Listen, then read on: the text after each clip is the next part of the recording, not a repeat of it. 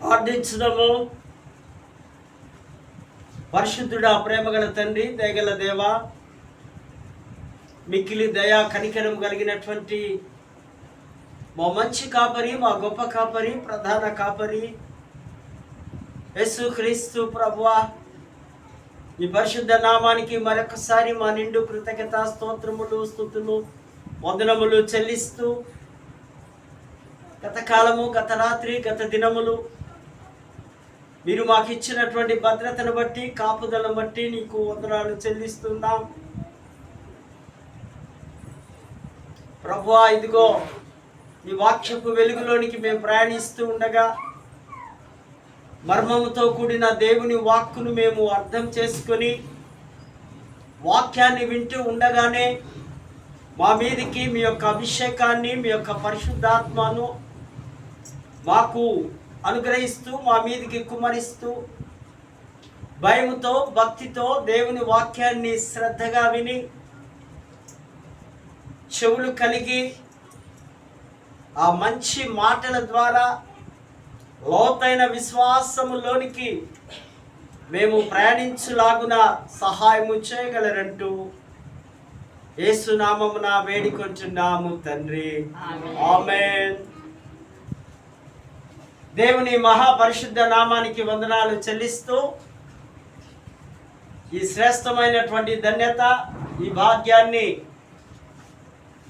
నాకు అనుగ్రహించిన అధ్యక్ష మండలపు పీఠాధిపతి గారికి, వైస్ చైర్మన్ గురువుల వారికి, మిగతా డిసిసి నాయకులకును, ఆఫీసర్స్, మా తోటి క్లర్జీ, అధ్యక్ష మండలపు పెద్దలందరికీ కూడా యేసుక్రీస్తు నామంలో వారికి శుభములు, దైవాశీస్సులు తెలియపరుస్తూ ప్రాముఖ్యంగా నేరడుపేట పాస్టరేట్ సంఘ నాయకులు, పెద్దలు, సంఘం అంతటి కూడా క్రీస్తు పేరట మీకు శుభములు, దైవాశీస్సులు ప్రకటిస్తూ ఉన్నారు. దూర ప్రాంతం నుంచి కూడా వీక్షిస్తున్నటువంటి మా ప్రియ కుటుంబాలు, మా స్నేహితులు, మరి అనేకులు చాలామంది చెప్తూ ఉన్నారు, అయ్యగారు అన్న మీ వాక్యాన్ని వింటున్నాం. వినడం మాత్రమే కాదు, వాక్యానుసారంగా జీవించాలని వారికి నేను తెలియపరిచాను. చాలా సంతోషం. ఈ విధంగా ఈ సువార్త, ఈ proclamation of word of God ప్రకటించబడడం, అనేకులు వినడం,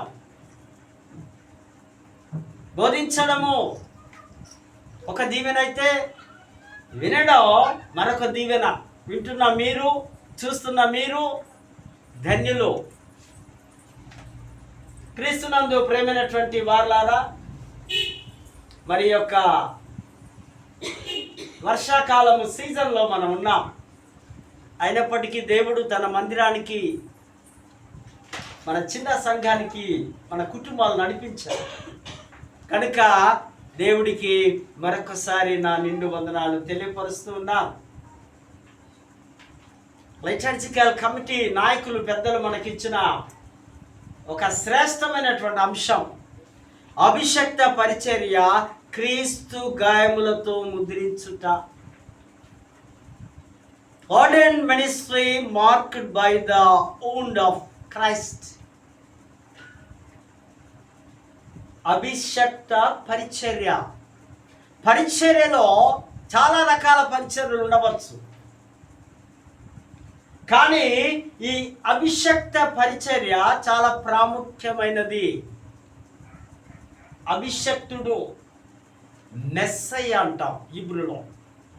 మెస్సయ్య అనగా అభిషక్తుడు, దేవుని చేత, ఆత్మ చేత నింపబడి, కుమ్మరింపబడి,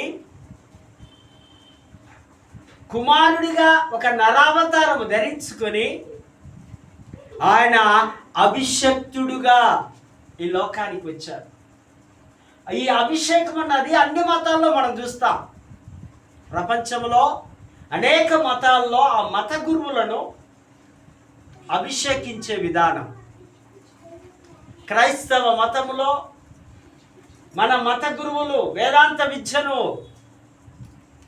ముగించిన పిదప కొన్ని మాసాలకు కేథడ్రల్లో పీఠాధిపతి గారితో, బిషప్పులతో వారి హస్త నిక్షేపణ చేస్తూ వారికి ఒక ప్రత్యేకమైన అధికారం ఇస్తూ, ఒక ఘనతనిస్తూ, ఒక హోదానిస్తూ, వాక్యం చెప్పండి, బాప్తిజాలు ఇవ్వండి, కన్ఫర్మేషన్స్ ఇవ్వండి, వివాహాలు చేయండి, మరణాలు చేయండి. ఒక గొప్ప రెస్పాన్సిబిలిటీ. ఈ అభిషక్త పరిచర్య కాపరికి దేవుడి చేత ముద్రించబడి రావడం. మనము బైబిల్లో కూడా రకరకాల అభిషేకాలు చూస్తాం. మనం చూస్తున్నటువంటి మోషే ద్వారా నిర్గమాకాండంలో అహరోను తన కుమారులకు నిర్గమాకాండం 28:44లో మోషే యాజక ధర్మము చేయించడానికి తన అన్న కుమారును అభిషేకిస్తున్నాడు. అభిషేకపు నూనెతో, అభిషేకపు తైలముతో ఒక ప్రత్యేకమైన ప్రార్థనలు చేసి చేతులు ఉంచి, మరి రెండవదిగా సమూయేలు కూడా సౌలును ఆ అత్తరుతో లేదా తైలముతో, ఆ ఒలివ తైలముతో మనం చూస్తాం. సమూయేలు గ్రంథములో 1 సమూయేలు 10వ అధ్యాయం 1వ వచనములోనే సౌలును ఒక రాజుగా ఆయన అభిషేకించడం. రాజుల అభిషేకం, సేవకుల అభిషేకం, ప్రవక్తల అభిషేకం, విశ్వాసుల అభిషేకం, యేసు ప్రభు అభిషేకం. యేసు ప్రభు అభిషేకం తండ్రి ద్వారా. యెషయా గ్రంథం 61:1 వచనం. మరి అదే విధముగా లూకా 4:18లో నజరేతు మేనిఫెస్టో అంటారు. యెహోవా ఆత్మ ఆయన మీదికి దిగి వచ్చినప్పుడు ఆయన బీదలకు, బంధించబడ్డ వారికి, రోగములు ఉన్న వారిని అందరినీ విడిపిస్తూ ఈ అభిషేకము ద్వారా సువార్త ప్రకటన చేయడం. మరి తర్వాతగా విశ్వాసుల అభిషేకం పౌలు కొరింథీ 2వ అధ్యాయము 1:21లో విశ్వాసులను ప్రత్యేకముగా ఆ కుటుంబాలను అభిషేకించడం క్రీస్తు పేరిట. మనకందరికీ అభిషేకం ఉంది కనుక దేవాలయంలో వచ్చి మనం కూర్చొని వాక్యం వింటున్నాం. అభిషేకం లేకపోతే, విశ్వాసం లేకపోతే, రక్షణ లేకపోతే ఇక్కడ కూర్చొని ఉండేవారము కాము. ఈ అభిషేకము పౌలు వారికి తెలియపరుస్తున్న, వారి మీదకి కుమ్మరిస్తూ ఉన్నారు. ఆర్డినేషన్ అనే పదం ఆర్డర్ అనే ధాతు నుంచి వచ్చింది. ఆర్డర్ అంటే క్రమము, order of service, order of service book. ఒక క్రమములో దేవుని మహిమపరచడం, ఒక క్రమములో దేవుని వాక్యాన్ని వినడం, ఒక క్రమములో మన జీవితాలు, మన బ్రతుకులు బ్రతకడం. ఆర్డినేషన్. కొంతమంది గ్రాడ్యుయేషన్ కాగానే ఆర్డినేషన్ కొరకు ఎదురు చూస్తూ ఉంటారు. గ్రాడ్యుయేషన్ వేరు, ఆర్డినేషన్ వేరు. గ్రాడ్యుయేషన్స్ ఆ కాలేజీలో, యూనివర్సిటీలో వారు ఇస్తారేమో, కానీ ఆర్డినేషన్, ఆర్డన్, అనాయింటింగ్, ఈ అభిషేకం మన మత గురువులు, పెద్దలు మనకిస్తారు. డీకన్ ఒక ఆర్డినేషన్ ఉంది, ప్రెస్బ్యూటర్ ఒక ఆర్డినేషన్ ఉంది, బిషప్స్ ఒక ఆర్డినేషన్ ఉంది. రకరకాల స్థాయిలను బట్టి ఈ ఆర్డినేషన్ కొనసాగుతూ ఉంది. ఆర్డినేషన్ అనగా ఇదొక ప్రతిష్టత, ఇదొక దైవికమైన బాధ్యత. ఒక చిన్న ప్రార్థన మార్నింగ్ అవర్స్లో ఉంటే నా మనసంతా మీ మీద ఉంది, త్వరగా నేను వెళ్ళాలి. కార్నో ఆర్డెన్ మినిస్ట్రీ, ఒక దేవాలయం ఉంది, ఒక విశ్వాసుల సమూహం ఉంది. వారికి ఆ జీవాధిపతి అయిన రక్షకుని గురించి బోధించాలి. ఇది ఒక బాధ్యత, ఇది ఒక వరముతో కూడిన పరిచర్య. ఈ బాధ్యతను యేసు ప్రభు కూడా తన 12 మంది శిష్యులను అప్రూవ్డ్, వాళ్ళందరూ కూడా అపాయింట్ చేసుకున్నాడు. వాళ్ళని 12 మంది శిష్యులను ఇద్దరిని గ్రామాలకు పంపిస్తూ వారికి అధికారం ఇస్తూ, మీ గోల్, మీ అచీవ్మెంట్, మీ రిజల్ట్, మీ ఫీడ్బ్యాక్ మాకు కావాలి. ఎట్లా నువ్వు సేవ చేయాలి, ఏ విధంగా నా నుంచి నువ్వు వెళ్ళావో, సమాజంలోనికి లోకములోనికి వెళ్ళిన నీవు సువార్తను, నా దేవుని రాజ్యాన్ని గురించి నీవు ప్రకటించాలి. ఒక కమిట్మెంట్ కలిగిన వారు, ఒక గోల్ కలిగిన వారు, ఒక డిజైర్ కలిగిన వారు మాత్రమే ఈ ప్రతిష్ఠిత పరిచర్యలో ముందుకు సాగగలరు. That is ministry of ordination. The ministry belongs to God. The ordination belongs to God. The people belongs to God. ఈ పరిచర్య సేవ దేవునిది, ఈ ప్రతిష్ఠిత సేవ దేవునిది. ఈ యొక్క ప్రజలు కూడా దేవుని సంబంధించిన వారు. ఇదిగో మీరు నా ప్రజ, నేను మీ దేవుడను. ఇజ్రాయెల్ ప్రజలను ఉద్దేశించి యెహోవా దేవుడు మాట్లాడుతున్నాడు. నేడు క్రైస్తవ సమాజంలో ఉన్న విశ్వాసులందరి కూడా క్రీస్తు మాట్లాడుతున్నాడు. తన గుంపులోనికి, తన మందలోనికి, తన యొక్క పరలోకపు గవిలోనికి అందరికీ ఆహ్వానము ఇస్తూ ఉంటున్నాడు. ఒక పర్యాయము సంఘము పౌలు శిలల మీద చేతి నుంచి ప్రార్థించి వారికి సేవకు పంపించినట్టుగా, పౌలు బర్నబాలను సేవకు వెళ్ళండి, మీకు మేము ఒక ప్రతిష్ఠత ఇస్తున్నాం. Ordination is commission and caution. Ordination అంటే ఇది ఒక ఆజ్ఞ, మరి ఒకటి ఇది ఒక హెచ్చరిక. కొన్ని జంగల్ ప్లేస్ లో ఒక బోర్డు పెడుతూ ఉంటారు, ఇగో ఇక్కడ హెచ్చరిక, క్యాషన్ ఉంది, లోపటికి వెళ్ళకూడదు.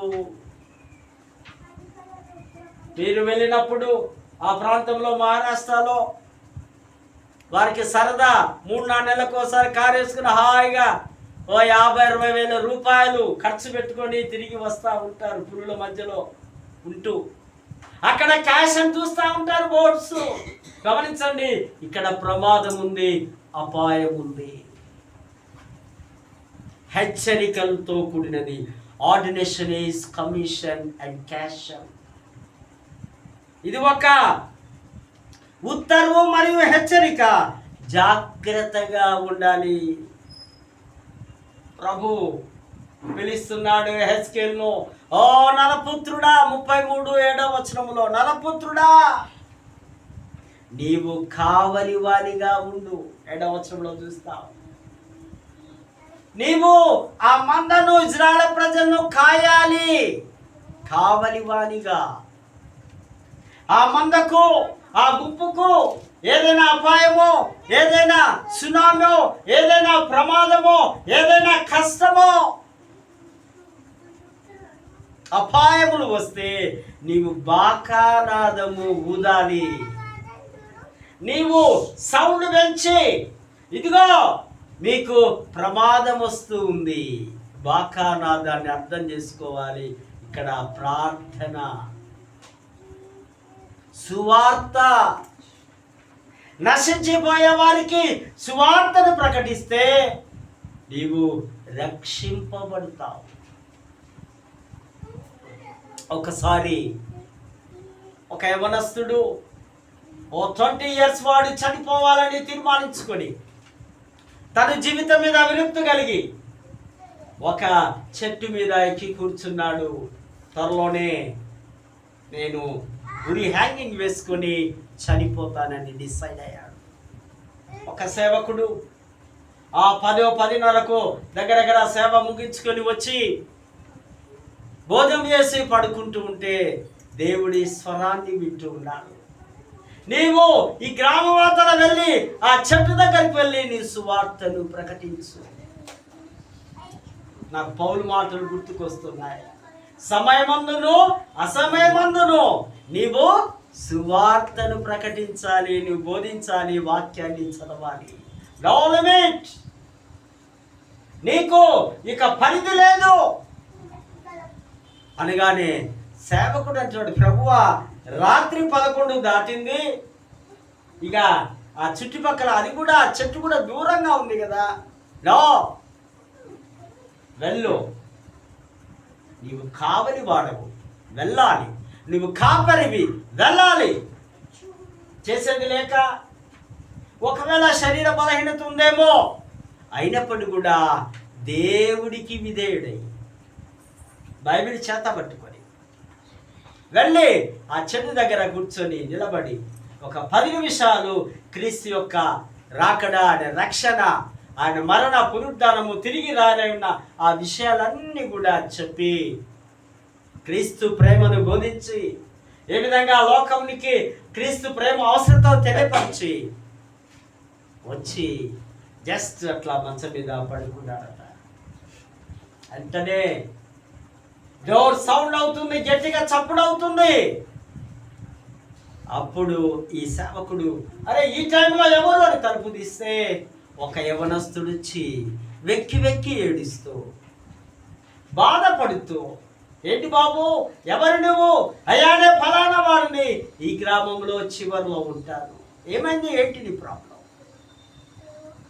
వాస్తవంగా నేను చనిపోవడానికి చెట్టు మీద ఎక్కి కూర్చున్నాను, కానీ ఆ యేసు ప్రేమ నన్ను టచ్ చేసింది. మీ వాక్యము ద్వారా యేసులో ఇంత గొప్ప త్యాగం ఉందా, యేసు నా కొరకు చనిపోయాడు అంటూ ఆలోచించుకొని కాస్త నా మరణాన్ని క్యాన్సల్ చేసి ప్రభు కొరకు జీవించాలని, ప్రభు బోధనలో బ్రతకాలని, ప్రభువును హత్తుకొని జీవించాలని వచ్చానయ్యా అని ఏడిస్తూ ఉంటే ఈ సేవకుడు ఎంతో సంతోషం.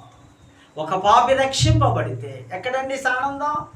భూలోకంలో కాదు, పరలోకంలో అన్నట్లు సువార్తని చెప్పి తన యొక్క సంఘంలో చేర్చుకున్నాడట. ఓ అహెజ్కేల్, నీ వెళ్ళి బాకానాదము ఊదు, రక్షణ సునాదము ఊదు, సువార్త సునాదము ఊదు, నశించిపోతున్న ప్రజలకు నా గురించి చెప్పు. నీవు కావలి వాడవు కదా. కావలి వాడి యొక్క లక్షణాలను ప్రజలకు హెచ్చరిక చేయి.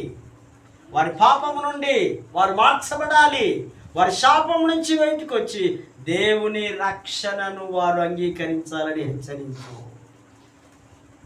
కావలి వాడు ఇంగ్లీష్లో సెంటినల్, కావలి ఉండడం, షఫర్, కావలి, కాపరి తత్వం అనే మాటను ఇక్కడ మనం చూస్తుంటున్నాం. This is divine responsibility. ఈ 3 మాటలు మనం చూస్తున్నాం. 3 సీలు, 2 సీలు, ఒక పి. ఒకటేమో చూసాం కమిషన్, మరొకటేమో క్యాషన్, మరొకటేమో ప్యాషన్. జీవిత విధానము, లైఫ్ స్టైల్. ప్యాషన్ హెచ్చరిక. తుఫాన్లు వచ్చినా, శ్రమలు వచ్చినా, కుటుంబంలో ఎన్ని బాధలు వచ్చినా హెచ్చరిస్తూ ఉండాలి కావలి వాడు. జాగ్రత్త, నీ ఇల్లుని చక్కబట్టుకో. నీ పాపంతో నిండి ఉన్నావేమో, శాపంతో నిండి ఉన్నావేమో, చెడు మార్గంలో ఉన్నావేమో, దేవుడు హెచ్చరిస్తూ ఉన్నాడు.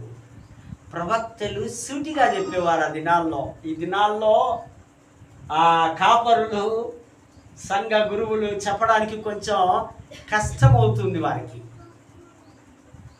చెప్పినా వినే స్థితిలో లేనప్పుడు ఏమవుతారు? వాళ్ళు ఖచ్చితంగా శిక్షకు గురవుతారు. కానీ ప్రవక్తలు మాత్రం ఆ దినాల్లో భయము లేదు. దేవుడు ఏది చెబితే ఈ యొక్క నబీ, కూజా, రోయ హీబ్రూ పదాలు అంటే దేవుడి యొక్క స్వరాన్ని విని ఉన్నట్టుగా చెప్పేవారు.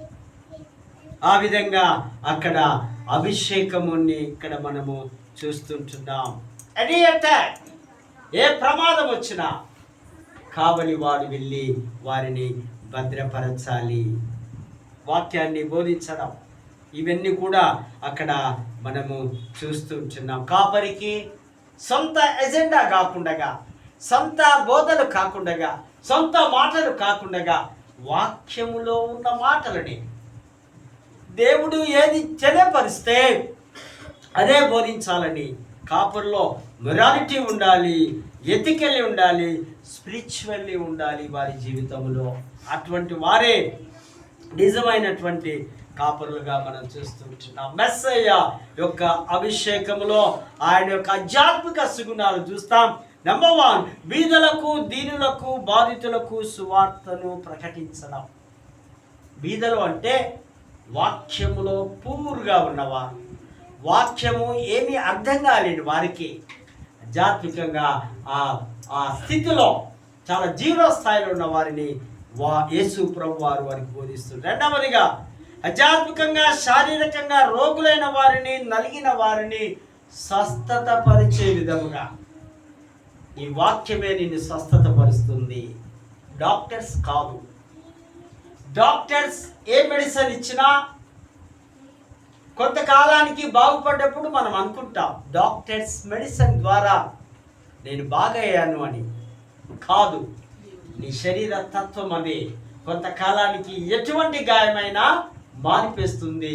దాంతోపాటు దేవుని కృప, దేవుడి యొక్క అనాయింటింగ్, దేవుని యొక్క అభిషేకం, దేవుడు ఆ నూనె ద్వారా నీకు స్వస్థత వచ్చి. నెంబర్ 3, సైతాను చేతిలో బంధించబడిన వారికి ఆ బంధకంలో నుంచి విడుదల ఇవ్వడానికి ప్రభు లోకానికి వచ్చాడు. 4వదిగా నశించిన వారి కన్నులు, ఆధ్యాత్మికంగా గుడ్డివారిగా ఉంటారు కదా, కళ్ళు మూసుకొని ఉంటారు. బలము చేత, డబ్బు చేత, శక్తి చేత, అధికారము చేత కదా. ఎట్లా వస్తాయి ఇవన్నీ? ఇవన్నీ ఉంటే ఏమొస్తుంది? నీకు ఆధ్యాత్మికమైనటువంటి గర్వం. అవన్నిటినీ ఆయన ఇస్తున్నట్టుగా మనము చూస్తూ ఉంటున్నాం. అదేవిధంగా మనం లెసన్స్లో చూస్తే 1 సమూయేలు 22వ అధ్యాయం 12-23లో యాజకులు ఆ యొక్క శ్రమను ఇక్కడ చూస్తాం. యాజకుల యొక్క బాధను చూస్తాం. ఇక్కడ అహీమెలెకు, ఈయన మంచి యాజకుడు, దైవ పాలన నుండి మనుషుల పాలనకు వచ్చింది కథ. అది వరకు సమూయేలు చివరి న్యాయాధిపతిగా ఇశ్రాయేలు ప్రజలందరినీ నడిపిస్తూ ఉంటే ప్రజలందరూ అన్నారు, బాబు ఇక దేవుని పాలన చాలు, మాకొక రాజు కావాలి. ఎవరు కావాలండి? రాజు కావాలి, మాకొక పాస్టర్ కావాలి.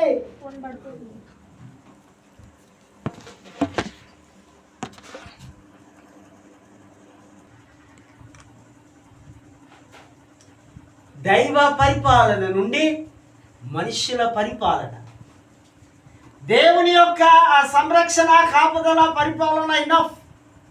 మాకు కావాలి ఒక రాజు కావాలి.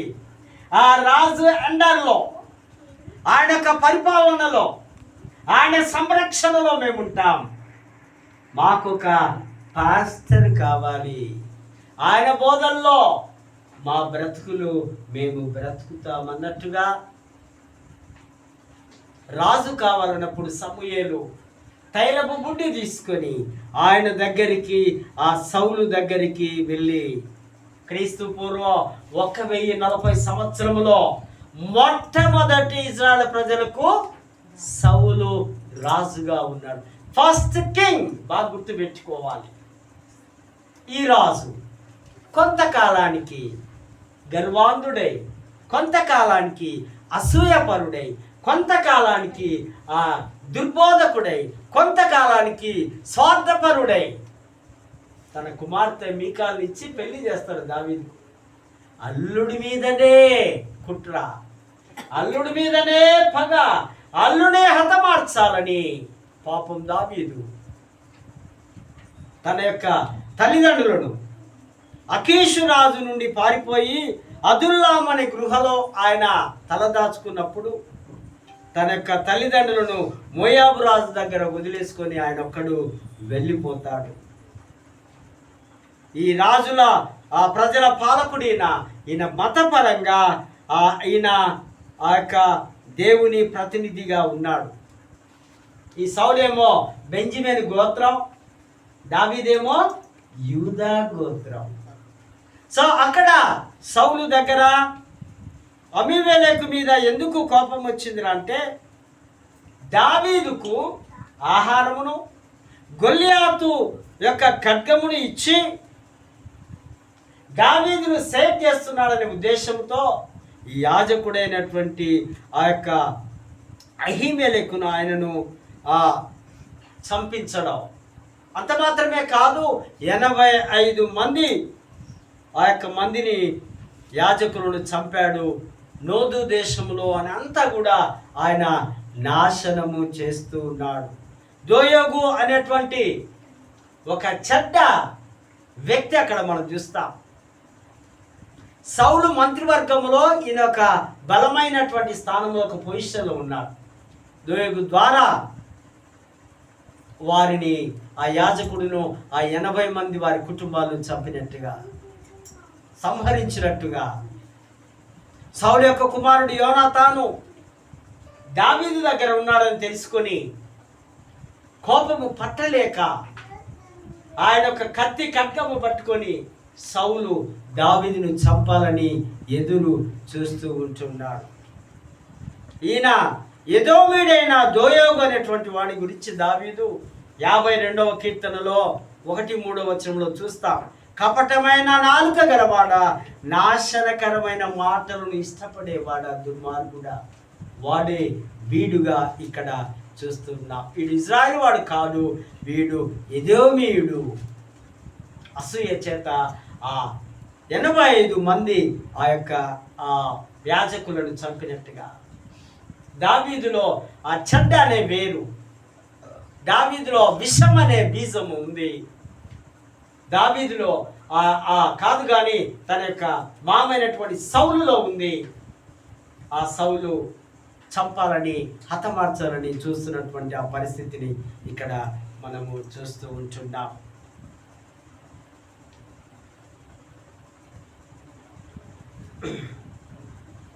సువార్తల పాఠంలో చూస్తే యోహాను సువార్త 21వ అధ్యాయం 15-19 వచ్చిన వరకు మనకందరికి బాగా తెలుసు. పేతురు యొక్క శ్రమలు, అభిషక్త పరిచర్యలో దేవుని సహవాసంలో ఉన్న తన శిష్యులు యేసును వదిలి తిరిగి తమ పాత పని కొరకు తిబేరియా సముద్రంలో చేపలు పట్టడానికి వారు మళ్ళీ వెళ్ళినట్టుగా, అక్కడ వారిని ప్రభు కలుసుకున్నట్టుగా, తిరిగి వారికి ఆహ్వానం ఇస్తూ ఉన్నట్టుగా ఈ లేఖన భాగాల్లో మనము చూస్తూ ఉంటున్నాం. పేతురు అనగానే మనకు అర్థమవుతుంది, చాలా తొందరపాటు మనిషి, చాలా కోపిష్టి మనిషి, చాలా అబద్ధికుడు. 3 సార్లు తను బొంకిన వాడుగా అయినప్పటికీ క్రీస్తు యొక్క ప్రేమ పేతురుతో మాట్లాడుతూ ఉంటున్నాడు.